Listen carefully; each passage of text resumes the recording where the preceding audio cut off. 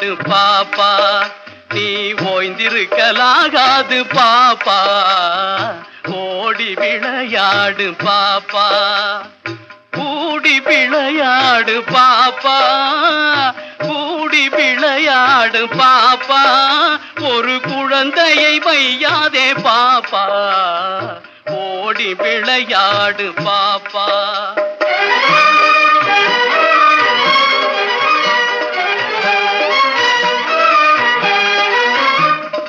பாலை பொழிந்து தரும் பாப்பா, அந்த பசுமிக நல்லதடி பாப்பா, பாலை குழைத்து வரும் நாய்தான் அது மனிதர்க்கு தோழனடி பாப்பா.